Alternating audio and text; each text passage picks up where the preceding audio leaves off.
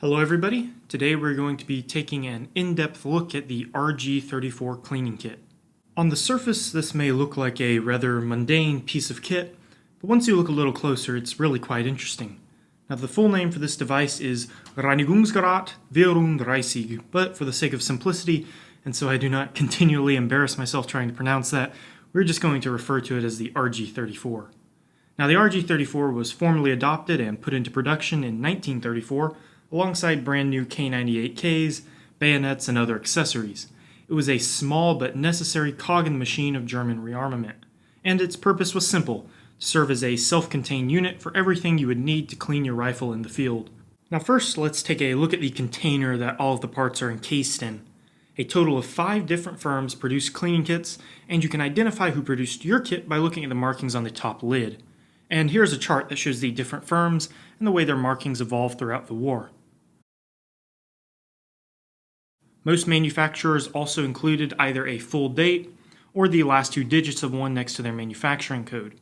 A Waffenamt can also generally be found somewhere on the lid, although many kits do not have one. And even though the markings evolved, the design of the container remained essentially unchanged throughout the war. The one major modification was to the coating applied to the container. Pre-war containers, such as mine here, were made of tin-plated steel, while later versions were painted. The paint was generally a shade of bluish gray, green, or tan, and it seems most manufacturers switched to painted containers sometime around 1940. Now let's move on from the container and look at the contents. So starting at the bottom of the kit, we have a compartment that holds the cleaning wicks. These were used with the pull-through chain and takedown tool to clean the barrel and receiver. Wartime produced wicks were made of scrap, waste, or recycled cotton and should be bound together by thread in the middle. Those produced post-war are generally held together differently. Moving on to the main compartment, the first thing you'll notice is an internal divider that separates all of the components. It's a little hard to see right here, but if we take a look at this is the internal divider from another kit. This is one of the later painted versions. You can see this is simply a stamped and rolled piece of sheet steel that would then be spot welded or held in place in the kit by friction. So let's take a look at the oiler first. The original oilers were made of machined steel and are of very high quality. These are frequently found with the same markings that are found on the case, either the name of the company or a letter or number code. It is not uncommon to find an original wartime oiler that does not have any markings at all. Now the markings on these oilers can be commonly found on the top or bottom of the body or on the stem of the little spout. Now let's take a look at how the oiler actually functions. So you have 2 little buttons, one on the bottom and then on the top, and these are both spring loaded. So to use the oiler, you need to depress the top like that at the same time as you press in the button on the bottom. Now when you press in the button on the bottom, it lines up these little air holes in the bottom cap, and that allows you to have a positive flow through the oiler so it doesn't, so it ensures that oil actually comes out. So all you have to do is press the bottom and press the top, and you can see it exposes that little screw, and the oil will just come out from right around there. Now these oilers can be disassembled to clean them or refill them. You can either unscrew the bottom, fill it up through there. You'll see there is a leather washer to maintain a nice seal on the bottom. The top can also be unscrewed, and it's the same situation, a little leather washer. Now in 1940, a new type of oiler was introduced that was made out of bakelite.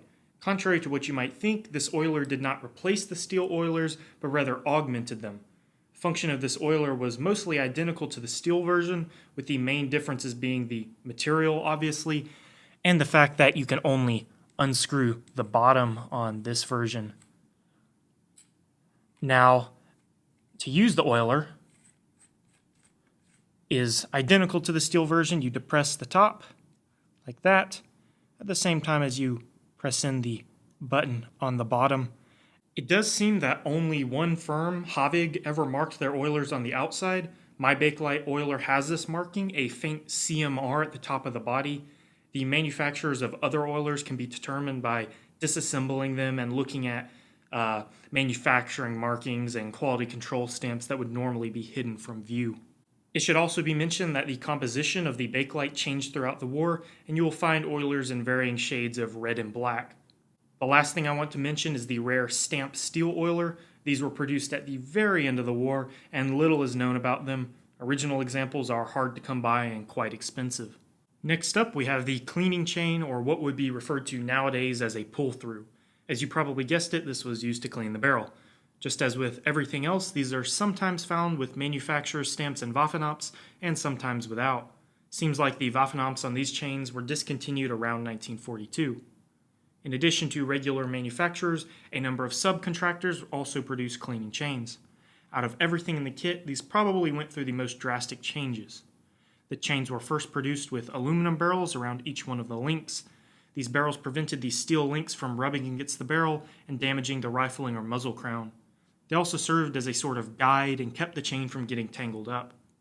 Once it was decided that aluminum had to be conserved for more important uses, the barrels were produced from zinc. The difference in color between aluminum on the top and zinc on the bottom is fairly obvious. Later on, the zinc was replaced by steel, presumably a milder steel than the barrel of the gun itself.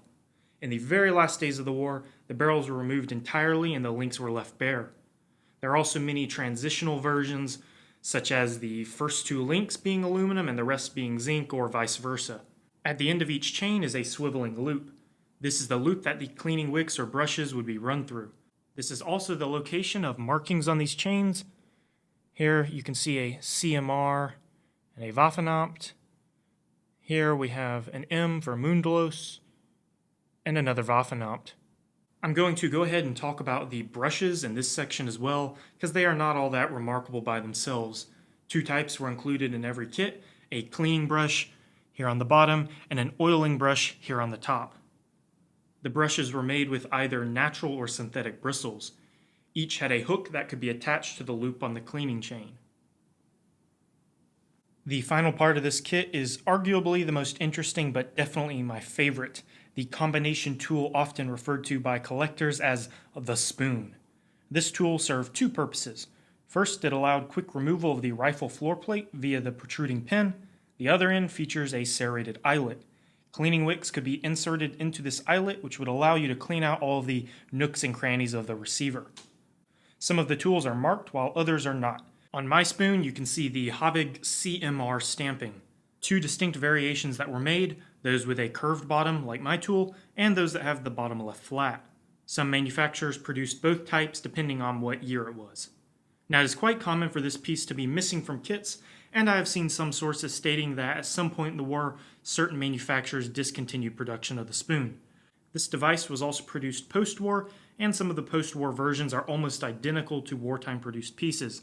This leads to people taking a post-war tool, adding a stamp, and inflating its value many times beyond what a post-war tool should be worth. I encourage you to study these in detail, paying close attention to the size and font of original markings, as well as manufacturing characteristics unique to each producer. Now, before I end this video, I want to mention a couple of other things. First, this is the kit that was issued to perform basic cleaning on almost every German small arm with two exceptions: the Panzerbuchse 39 and the subcaliber training device for the K98K. Both of these had specialty kits whose parts better fit the weapons they were designed for. The Panzerbuchse kit is much larger than the standard RG34. Here is one of those. You can see the size difference. And it is often erroneously reported as being made for the MG34-42. The MG34 and 42 both use the standard kit in tandem with a host of other specialty tools. Secondly, as I mentioned previously, these kits saw continued service after the war. Eventually, they were replaced by newer kits that, while obviously different, were clearly inspired by the original RG34. I have, however, seen some kits that are being sold as original World War II, but with obvious post-war produced components. Just be careful when you encounter these. Make sure you pay close attention to what is inside. Anyways, that's it for this video. I hope you enjoyed it. If you did, please consider subscribing if you'd like to see more videos like this on Militaria. Thank you.